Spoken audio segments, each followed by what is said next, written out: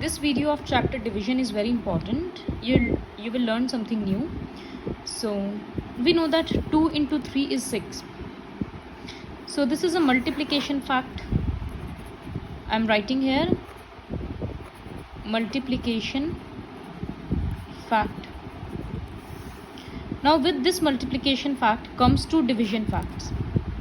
If we will divide 6 and 3, so 6 by 3, we will get 2. So देखो 2 into 3 करने से 6 आ रहा था, तो जब 6 को 3 के साथ डिवाइड करेंगे तो 2 आएगा, और जब 6 को 2 के साथ डिवाइड करेंगे तो 3 आएगा.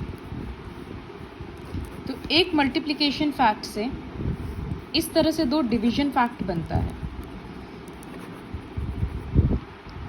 Similarly 5 into 2 is 10. तो जब 10 को एक बार 5 से डिवाइड करेंगे तो समझ में आ रहा है कि आंसर 2 आएगा, और जब एक बार 10 को 2 से डिवाइड करेंगे तब आंसर 5 आएगा. So a division is given 2 divided by 5 is 4. तो इससे हम लोग क्या समझ सकते हैं, इसका मल्टीप्लिकेशन फैक्ट क्या होगा. मतलब जब 20 को 5 से डिवाइड कर रहे हैं तो 4 आ रहा है, इसका मतलब 5 into 4 करने से 20 आएगा. जिस तरह से 6 को 3 से डिवाइड किए तो 2 आया, तो हम लोगों को समझ में आया कि 2 into 3 6 होता है.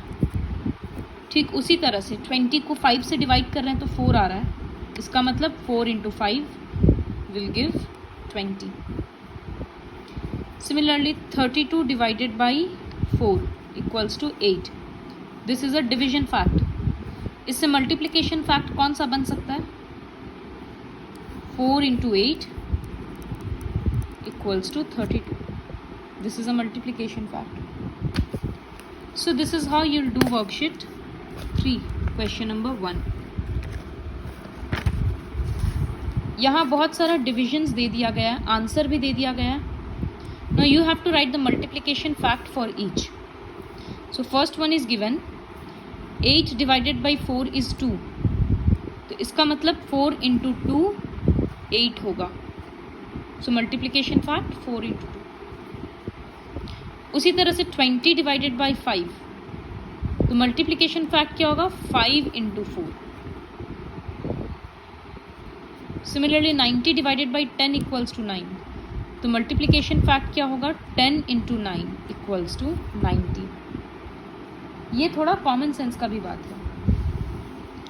Now for question number 2, multiplication fact दे दिया, किसी में डिवीजन फैक्ट कंप्लीट कर दिया है, हम लोगों को रिवर्स कंप्लीट करना रहेगा. जैसे यहाँ पर लिख दिया 4 into 9 36 है, तो इसका मतलब 36 को किस से डिवाइड करेंगे तो 9 आएगा.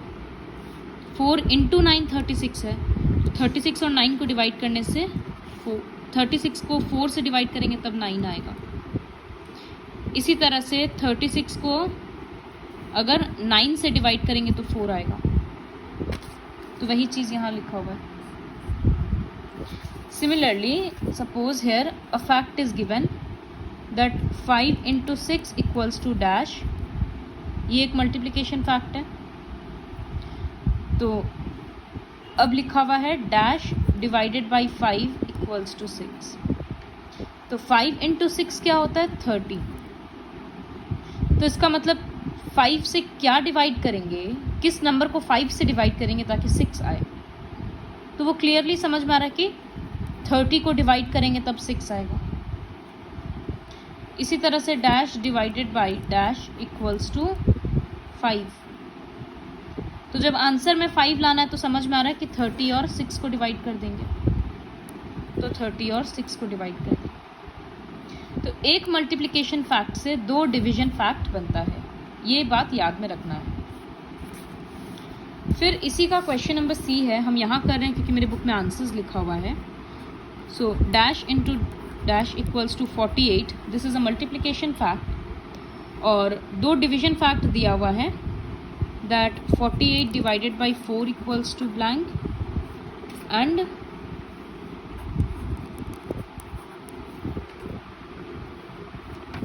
like this it is written. So now you have to understand numbers क्या है, 48 है, 4 है, यहाँ सिर्फ 48 है, तो इसका मतलब 4 तो मल्टीप्लाई होगा ही। अब तुमको ये सोचना है कि 4 के टेबल में 48 कब आएगा। सो 12 into 4 is 48, so I am writing 12। Now 48 divided by 4, multiply करने से ऐसे आया, तो डिवीजन फैक्ट क्या होगा, 48 divided by 4 12। Now we have to make another division fact. तो एक बार आंसर 12 आया ना, एक बार आंसर हम लोग 4 लाएंगे, तो यहाँ क्या लिखना होगा, 48 divided by 12। Similarly question number E, 7 into dash equals to 49। उसके बाद दो डिवीजन फैक्ट है,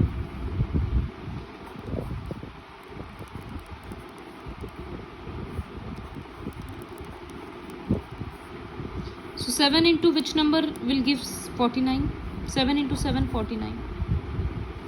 तो अब यहाँ 7 से किसको डिवाइड करेंगे, डिवीजन फैक्ट के अकॉर्डिंग हर बार 49 ही रहेगा सामने, तो 49 डिवाइडेड बाई 7 7 आएगा, और यहाँ भी 7 लाना है तो 7 से ही डिवाइड करेंगे। So like this you'll complete question number 2. Moving on to question number 3. This is quite easy actually. एक मल्टीप्लिकेशन फैक्ट दे दिया है, उससे दो डिवीजन फैक्ट बनाना है। So one fact is 3 into 5 equals to 15। अब उससे क्या डिवीजन फैक्ट बन रहा है कि 15 को एक बार 5 से डिवाइड करेंगे तो 3 आएगा, 15 को एक बार 3 से डिवाइड करेंगे तो 5 आएगा।